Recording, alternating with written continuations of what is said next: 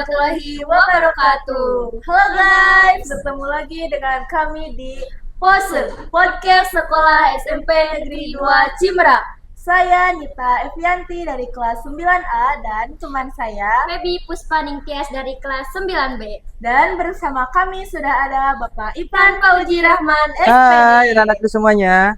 Hai, apa kabar Bapak hari ini? Alhamdulillah luar biasa. Sehat walafiat dan tetap semangat. Bagaimana kabarnya Nita dan Febi? Alhamdulillah baik. Bagaimana dalam minggu-minggu hari ini? Apakah Bapak sibuk atau bagaimana? Seperti biasa kegiatan Bapak sebagai kekasihsiswaan, selain mengajar di kelas, kemudian ada tugas tambahan sebagai kekasihsiswaan, yaitu memastikan seluruh kegiatan kesiswaan yang sudah berjalan di sekolah kita berjalan sebagaimana mestinya.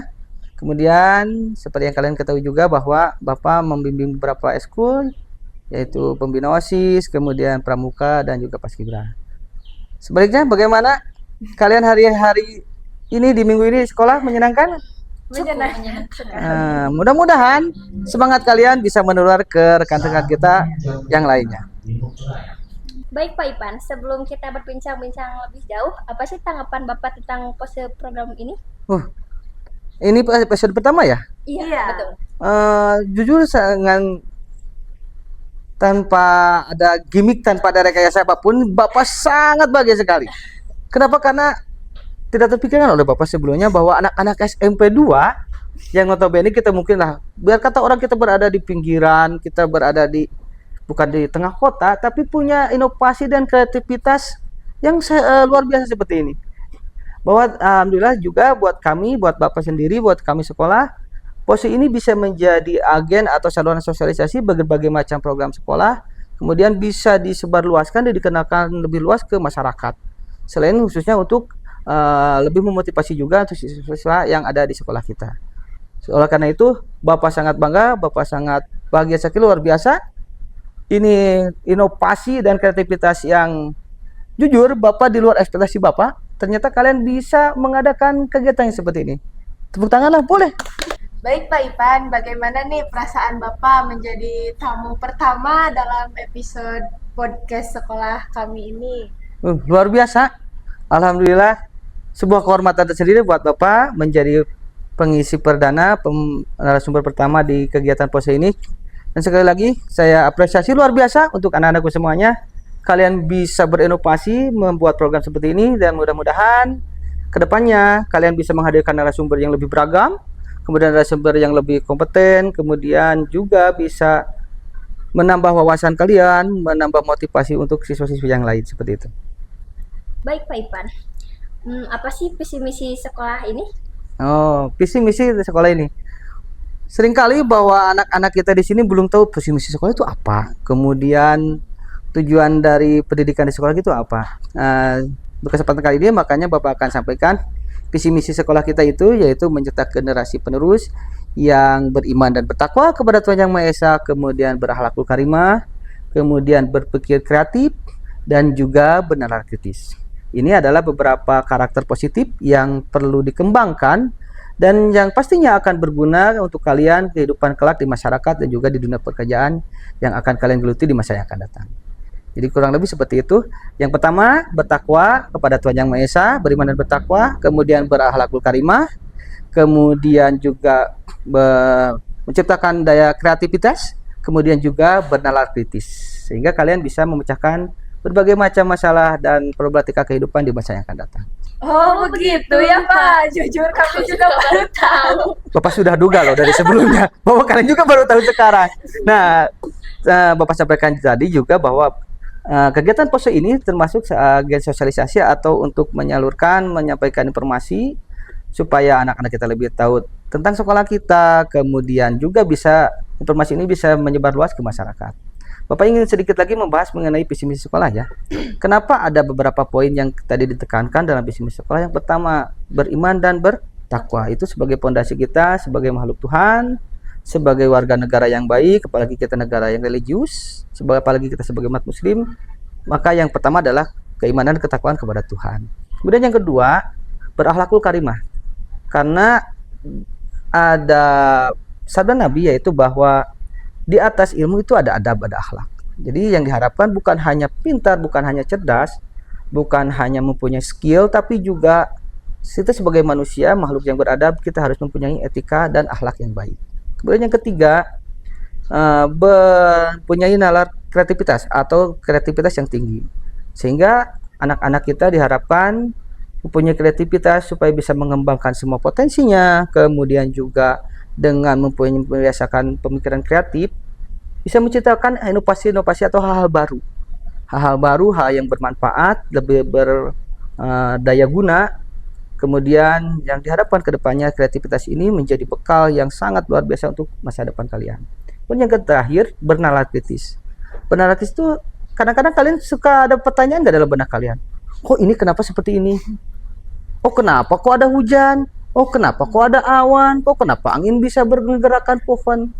Pernah nggak dalam pikiran kalian ada pemikiran seperti itu? Ada sih. Nah, ya kan? Itu namanya nalar kritis namanya. Jadi nalar kritis itu rasa penasaran, rasa ingin tahu, dan rasa ingin mencari tahu jawabannya. Itu yang diharapkan. Kenapa? Karena tidak ada satupun ilmuwan besar di dunia ya yang ujung-ujung dapat ilham, tanda petik dapat wahyu, nggak gitu. Seperti itu, bukan gitu prosesnya. Sir Isaac Newton bagaimana dia menemukan, mencetuskan teori hukum gravitasi, padahal dari hal sepele loh. Ada tahu nggak sejarah Isaac Newton seperti apa? Penemu teori gravitasi. Dia itu sedang duduk di bawah pohon apel, sedang santai, sedang enjoy, sedang chill. Nah, kalau bahasa sekarang kan chill. Kemudian ada buah jatuh. Loh, jatuh satu, jatuh dua. Dia berpikir loh, kenapa kok si buah ini jatuhnya ke bawah, bukan ke atas? Pernah nggak terpikir oleh kalian? Ya pernah sih. Nah, Buah jatuhnya ke bawah. Sir Isaac Newton dengan Pebi itu sebetulnya punya pemikiran yang sama, penasarannya sama. Cuman mungkin yang membedakan Isaac Newton, selain ada penasaran, dia juga menggali lagi, mencari tahu, oh kenapa sih, kenapa harus ke bawah, kenapa nggak melayang ke atas. Akhirnya dengan berbagai macam eksperimen berdasarkan ilmu pengetahuan yang dia pelajari, akhirnya dia membuat kesimpulan dan mencetuskan hukum namanya hukum gravitasi. Nah, itu yang diharapkan dari siswa-siswi kita mempunyai nalar kritis. Akhirnya mudah-mudahan kedepannya dengan nalar kritis bisa menciptakan inovasi, bahkan menciptakan suatu hal yang insya Allah akan bermanfaat untuk dirinya sendiri, minimal untuk keluarga dan untuk masyarakat kedepannya. Seperti itu mengenai visi misi sekolah. Sekarang tahu kan? Nah, insya Allah semuanya setelah podcast ini tidak ada lagi siswa-siswi SMP 2 nuta apalin yang nggak tahu apa itu visi misi sekolah. Kan tidak lucu kalian sekolah di sekolah ini visi misi nggak tahu kan, seperti itu. Ibarat bapak tanya siapa orang tua kalian, terus kalian jawab nggak tahu, kan nggak lucu. Gitu pun siswa-siswi kita jangan sampai sekolah di SMP sudah mau kelas 9 kan mau keluar. Iya. Keluar sekolah tanya visi misi nggak tahu. Justru itu harusnya tahu dari awal, dari sejak kalian kelas 1, seperti itu. Lanjut nih Pak, kan ada nih program-program unggulan di sekolah kita ini. Apa nih program-program unggulan yang ada di sekolah? Nah, mengenai program-program di sekolah ini tidak terlepas tadi, tidak akan keluar dari koridor visi misi yang diharapkan. Jadi visi misi itu sebagai rambu-rambu atau tujuan yang diharapkan di pendidikan di sekolah kita. Oleh karena itu berbagai macam program yang dilaksanakan di sekolah, muaranya adalah 4 poin yang Bapak sebutkan tadi. Berbagai macam program di sekolah yang seperti kalian ketahui juga, selain program intrakurikuler atau belajar mata pelajaran di kelas, Bapak juga atau kami juga menyadari bahwa setiap anak itu berbeda. Bapak mau kutip dulu satu quote yang sebetulnya saya tidak sengaja dulu. Bapak sering tahu quote? Enggak. Quote kalian lamun bikin status geningan. Oh iya. Status galau kek atau misalnya status motivasi di status WA kalian, itu quote namanya ya. Iya. Sekitar 10 atau 15 tahun yang lalu tidak sengaja Bapak di buku tulis Bapak di bawahnya suka ada tulisan kata-katanya seperti ini: everybody is unique and was born as limited edition. Paham nggak artinya? Itu saya harus cek lagi nanti ke Pak Jina nih, bahasa Inggrisnya nilainya berapa nih. Yang artinya kurang lebih seperti ini: setiap orang itu berbeda, setiap orang itu unik, setiap orang itu terlahir sebagai edisi yang terbatas. Artinya setiap orang itu akan berbeda karakternya, mungkin fisiknya pun jelas berbeda, kemudian habitnya berbeda, kemudian pemikirannya berbeda. Oleh karena itu kami pun paham bahwa kalian itu tidak bisa disamaratakan. Mungkin Feby punya keunggulan dengan postur yang seperti ini, misalkan punya minat keunggulan di bidang polival misalkan, atau misalkan punya keunggulan di bidang mata pelajaran apa. Begitupun dengan Nita, mungkin Nita, Pak, saya di pelajaran ini agak kurang loh, tapi saya punya minat kelebihan di bidang yang lain. Nah, ini yang dimaksud oleh salah satu quote yang Bapak sebutkan tadi. Jadi kami pihak sekolah memfasilitasi kalian segala macam potensi kalian, baik yaitu mata pelajaran, intrakurikuler, maupun ekstrakurikuler yang punya minat seni, punya minat olahraga, punya minat di bidang keagamaan, punya potensi di bidang akademik, semua kami salurkan, kami kembangkan. Mudah-mudahan dengan program-program yang ada di sekolah kita, semua potensi anak bisa terakomodasi dan bisa tersalurkan dan dikembangkan seperti itu. Realnya, nah, ekskul apa saja yang kalian tahu misalkan selain kegiatan belajar kan udah jelas itu. Yang kalian itu apa saja? Paskibra, Apalagi? pramuka, Voli. bola voli, sepak bola, Kemudian apa lagi? Badminton, Badminton tuh. Sekarang ada badminton, apa lagi? silat, Silat, gamelan. gamelan. Tuh kan? Banyak kan? Banyak. Yang ada minat di bidang olahraga, ada sepak bola, ada voli, ada silat. Daripada berantem gak jelas kalian mending salurkan di pencak silat. Daripada kalian bikin konten gaje gak jelas, misalkan bikin JJ yang gak jelas, mending disalurkan di ekskul kesenian. Daripada kalian teriak-teriak di WC mengganggu kenyamanan keluarga kalian, mending latihan nyanyi di sekolah kan gitu. Kemudian yang punya bakat misalkan di bidang olahraga, di bidang akademik pun sama. Selain belajar di kelas, kami juga salurkan kalian di misalkan di OSN, Olimpiade Sains Nasional, kemudian ada FLS 2N, O2SN dan sebagainya. Bagaimana nih Pak tanggapan Bapak mengenai siswa-siswi yang tidak mau mengikuti ekstrakurikuler? Kadang kami nih menemukan beberapa siswa yang tidak mau mengikuti ekstrakurikuler. Sebagai salah satu antisipasinya, sebetulnya kami pihak sekolah di awal masuk biasanya melakukan pendataan, khususnya di masa MPLS, dikasih formulir, kemudian dikasih asesmen. Kalian itu sebetulnya hobinya di mana? Memang ada beberapa ekskul yang sifatnya wajib ya, pengembangan karakter yang sifatnya wajib, misalkan keagamaan, kemudian juga paskibra. Khususnya di sekolah ini ada program kewajiban paskibra, walaupun mungkin di sekolah lain tidak, tapi kami punya tujuan tersendiri lah kenapa ekskul paskibra diwajibkan. Kemudian ekskul pramuka kami canangkan itu sebagai program wajib. Kenapa? Karena membentuk karakter positif dari spiritualnya, keagamaannya, kemudian kedisiplinan, kemudian kebersamaan dengan kegiatan ekskul paskibra dan juga pramuka. Kami sifatnya wajib. Kemudian yang lain, pengembangan diri di bidang minat bakat yang lain itu sifatnya pilihan, dan kami tekankan supaya anak-anak memilih salah satu ekskul pilihan tersebut. Selain untuk mengembangkan potensi minat dan bakatnya, Pak, bagaimana misalkan ternyata banyak kakak-kakak kelas lainnya misalkan jadi latihan sepak bola nggak jadi atlet, sekalipun mungkin nggak jadi atlet tidak apa-apa. Syukur-syukur kalau misalkan yang lihat latihan sepak bola jadi atlet, alhamdulillah. Tapi sekalipun tidak, karakter-karakter positifnya akan terbentuk. Seorang olahragawan itu punya jiwa sportif, bagaimana dia tekun, ulet, kerja keras dan sebagainya, seperti itu.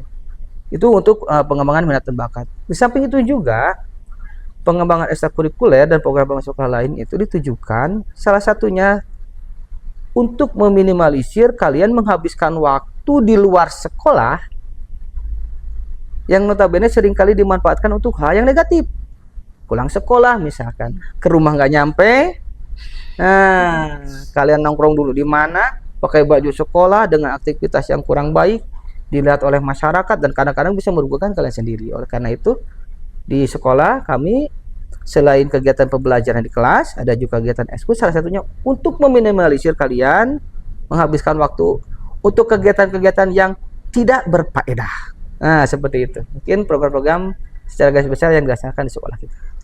Apa tanggapan orang tua mereka dengan program-program ekstra di sekolah? Luar biasa, pertanyaannya yang bagus.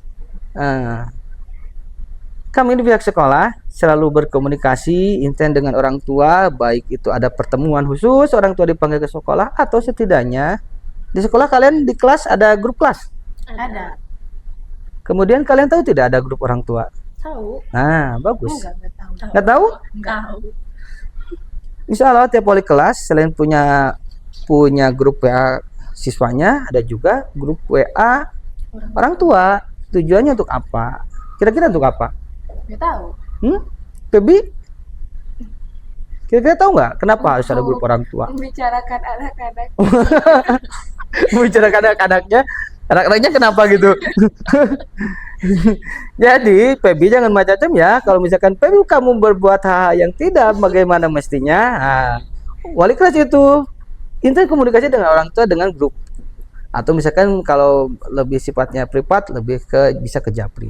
Tujuannya adalah salah satunya memantau kerjasama antara pihak sekolah dengan orang tua. Jadi mendidik kalian itu bukan hanya tanggung jawab salah satu pihak, bukan hanya kewajiban orang tua, tapi juga bukan hanya kewajiban sekolah, tapi dua belah pihak. Kalian di sekolah kurang lebih hanya berapa jam di sekolah? 9 jam. Kurang lebih 9 jam pelajaran. 9 jam. Dari jam 7 lah sampai jam setengah 3. Kalau mungkin kalau itu sampai jam 4 kan. Selebihnya kalian di mana? Di rumah. Kadang main kan seperti itu. Jadi perlu ada kerjasama dan komunikasi antara pihak sekolah dengan orang tua. Tujuannya untuk apa? Supaya bisa saling mendukung dan juga bisa saling mengingatkan. Oh, misalkan saya kasih contoh gini. Seringkali ada orang tua, Pak, udah jam segini kok kenapa anak saya belum pulang ya? Nah, seringkali itu ada pertanyaan seperti itu. Kami pihak sekolah akan menjelaskan melalui kelas atau misalkan melalui sarana yang lain bahwa oh Bapak Ibu anak-anak sekarang sedang ada kegiatan apa di sekolah sampai jam berapa, dan kami ingin memastikan bahwa Bapak Ibu pulangnya jam 4, kurang lebih misalkan kalau setengah jam, setengah 5 Insya Allah sudah nyampe di rumah Bapak Ibu. Nah, kalau misalkan sudah sampai setengah 6 belum pulang, kan berarti ada tanya anak itu kemana. Tapi kadang ada nih Pak, di sekolah sedang ada ekstra kurikuler pramuka atau paskibra, anak-anaknya dari rumah tidak berangkat, bilang ke orang tuanya mau datang ke sekolah, tapi nggak nyampe. Nah, itu juga salah satu fungsi dari komunikasi antara pihak sekolah dengan orang tua untuk meminimalisir kejadian seperti itu. Jika misalkan anak seringkali jangankan ekstrakurikuler lah, misalkan sekolah, ternyata anak ini udah berapa hari nggak masuk sekolah. Dengan adanya komunikasi antara orang tua dengan siswa kan mencari tahu, Bapak Ibu mohon maaf anaknya sudah beberapa hari tidak sekolah. Pasti orang tua kan merespon, oh ternyata anak saya berangkat dari sekolah, kan ketahuan. Kita cari tahu bersama, kita selesaikan bersama, dan cari solusinya yang paling penting. Jadi pihak sekolah itu bukan untuk mengadukan kalian dengan orang tua, bukan seperti itu ya. Jadi di saat ada permasalahan kita mencari solusi bersama. Seperti halnya kemarin Bapak salah satu contoh kasus, ada anak orang tuanya dipanggil, kenapa anaknya tidak sekolah? Orang tuanya juga tahu, motornya mogok Pak. Kemudian kami belum punya uang. Akhirnya pihak sekolah kalau ada komunikasi dengan orang tua, kita cari solusinya bersama. Siapa teman yang satu hal tempat tinggal, siapa teman yang dekat, siapa yang bawa motor, akhirnya dapat solusi loh. Akhirnya dia bisa nebeng dengan temannya. Yang awalnya sungkan mungkin, sebetulnya bukan tidak terpikirkan, tapi awalnya sungkan. Tapi alhamdulillah kan dengan komunikasi didorong seperti itu. Itu mungkin salah satu peran penting dari komunikasi antara orang tua dengan pihak sekolah, termasuk dengan sosialisasi program-program sekolah yang kita laksanakan di sekolah kita. Seperti itu. Ya, terima kasih Bapak atas berbincang-bincangannya. Dan sayangnya ya kita sudah di penghujung acara ini. Terima kasih semuanya. Dan saya Nita Evianti dari kelas 9A. Dan saya Pepus Paringtias dari kelas 9B. Pamit undur diri dan sampai jumpa di episode selanjutnya. Dadah. Dadah. Luar biasa, bagus. Good.